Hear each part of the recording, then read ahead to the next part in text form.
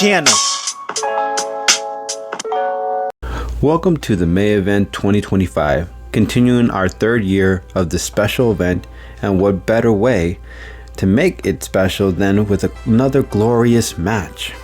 This one is a new one, and it's called the Magic Match. This is one based on whose magic is greater than whose, or whom. I don't really know which one's the right technical term to say that. The rules are simple. I give you each feat they've accomplished, make the case for both sides, and then decide one clear winner. Let's get started. In this corner, representing Marvel Comics, Mephisto. His first appearance, he was battling it out with Silver Surfer. Cyclops used his optic blast at him, and he just moved Cyclops' wife and kids in front of the blast before Cyclops could stop it. Gave Dr. Doom's mother powers for a time, but didn't really kind of give her any kind of directions or instructions on how to use it. And obviously it overwhelmed her. He turned an entire city block against each other, defeated Silver Surfer outside of his realm, changed the Beast from the X-Men into a hideous monster. Loki doesn't want the smoke from the big bread machine. Get it? Sorry, it's a wrestling reference. Felt appropriate. Melted Iceman easily ruled Earth before any celestial host arrived, created his version of hell, and has the same goal as Lucifer to collect as many souls as he can. Extra-dimensional being. A planet was destroyed while Mephisto was on it, and he still survived the destruction. Made a deal with Peter Parker after Aunt May had gotten hurt once he revealed his identity. That if he would like for everyone to forget once again he was Spider-Man, he would have to give up the existence of Mary Jane and his relationship and their marriage, and erase all of their pretty much their whole love life. The couple agreed, and Mephisto worked his magic to erase all the minds, and he accomplished it. Kept Dr. Doom's mother a prisoner in his realm, and took on Doctor Strange and Dr. Doom at the same time. Turned rocks into living monsters, had his heart ripped out of his chest by Black Panther's claws, and survived with a smile on his face. Defeated Captain America, She-Hulk, Rogue, Tigress, Wonder Man, Black Knight, Doctor Strange, Namor, the Hulk, and the Human Torch, and that's just to name a few. Made Dr. Doom his own people hate him. Peeled off the Thing's body and plucked his soul right out of it. Yeah, that's crazy. Took a shot from Franklin Richards and survived. If you know Franklin Richards, you know that's crazy. Overpowered Thor in his realm. As long as he's in his realm, he has all the power he needs to take on anyone. Outside of that, it's a tad different. Threw down with Galactus, where their battle caused the universe shockwaves, and they kind of battled it out to a standstill. Now, representing on this corner from DC Comics, John Constantine. He got off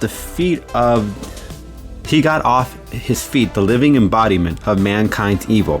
Conjured the Black Mare curse, a spell where it searches deep within the soul to summon the bad and evil within it and brings it out in a red demon with some serious power. Not many would attempt things as this dangerous feat for magicians. This is a dangerous feat for magicians, but Constantine isn't like ordinary people. He actually decided to go for it, and it worked.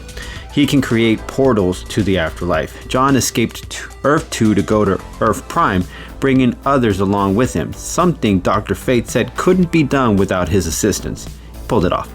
Ripped the spine off a demon who was the size of a city and had the potential of reality warping, and John Constantine took the spine away. Okay, borrowed Billy Batson's magic power one time, Shazam's powers. He was able to use the Helmet of Fate, and then afterwards remove the helmet, which isn't anything anyone can do, by taking out the host within the helmet. That was crazy. Tossed to Earth from space by Darkseid's might and survived the crash landing. Darkseid was about to reach in from Earth 2 to Earth Prime to take out the heroes, and Constantine managed to use a very powerful spell to protect and defend them from Darkseid's giant hand from grasping them. He carries a variety of weapons, a super moon blade that can trap gods, book of matches he can use to harness the fire like Human Torch from Fantastic Four, a trench coat that can turn into a tying rope. You know how like Doctor Strange has this little cloak? His coat can do that. He practically one-shotted Andrew Bennett. The Justice League Dark, containing 5 members, couldn't take him down, though some of them on the list was Deadman, Frankenstein, and Black Orchid, and some others. Has demon blood in his veins. He's known as a quantum magic. The first of fallen archangels considers Constantine his devil. He can produce elemental blast with his magic. He can create a mini sun to harm vampires. Using voodoo, he was able to get Billy Batson Shazam power, and when someone attempted to hurt him, he made a spell where the pain and physical infliction being made towards him would only harm those attempting to harm him. He has the ability to shut off magic to certain individuals, knock out Swamp Thing with one of his spells. With prep time, he was able to cut connections with Swamp Thing and his swamp source to weaken him, and even has the contingency plan against the Flash. Alright, so let's talk about how one would defeat the other. Let's talk first about Mephisto. If he stays in his realm, he has the best odds of defeating him no matter what. That's pretty obvious. The Big Red is also clever. Now, I don't mean Aladdin tricking Genie out of an impossible cave. I mean he's probably the guy who would have saw past Aladdin's trick, as the Big Red has been around the block even before Celestials arrived on Earth. I mention this because that wisdom has taught him how to maneuver, and John is known for a few tricks up his sleeve, which he can normally outsmart his opponents, but don't believe that'd be the case when it comes to Mephisto. Any sort of technique used on John's side, and Mephisto can just summon a close acquaintance of John to take the hit.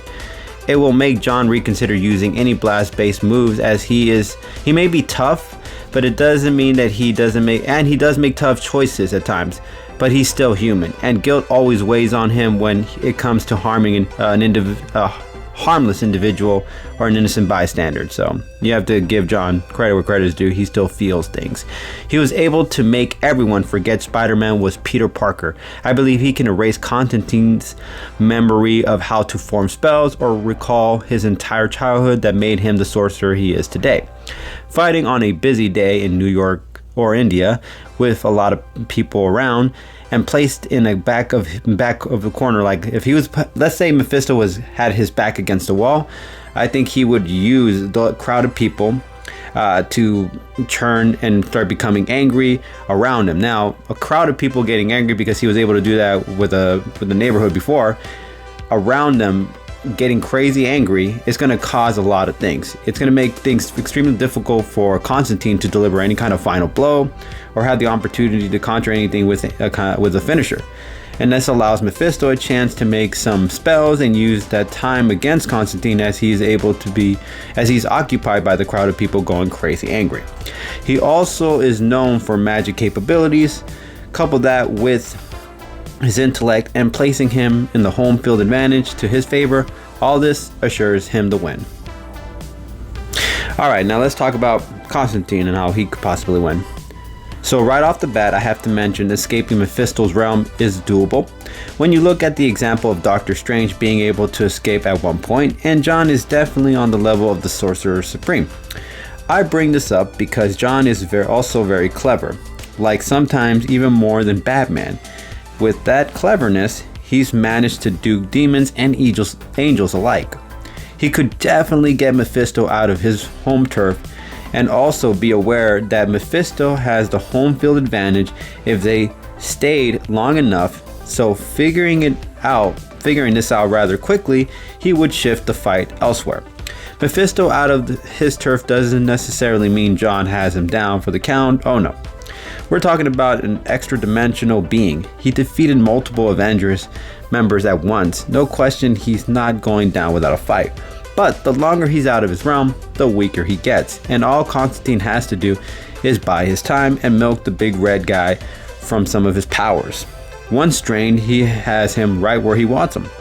He can conjure demons from another realm to pile on Mephisto, or retrieve either Dr. Fate's helmet or Shazam's powers to really put on a show against him. He can conjure a spell where he keeps him from going back to his realm possibly, or use a vessel to trap Mephisto inside of it when he's weak enough. If desperate, summon the Black Mara Curse, I think that's how you say it, to step his power up against the Big Red Machine. He might even be able to cut Mephisto's power source supply when they duke it out, as Constantine, with enough prep time, would have a spell ready in play for such an occasion. Pull out the Super Moon Blade, and if he doesn't stop, it might stop Mephisto on his tracks with that one, because considering it can take out a god. He's a quantum magic holder, meaning his magic isn't limited by science, and has the might to hold off and dish out forces like Darkseid himself, who lives on another dimension above our own.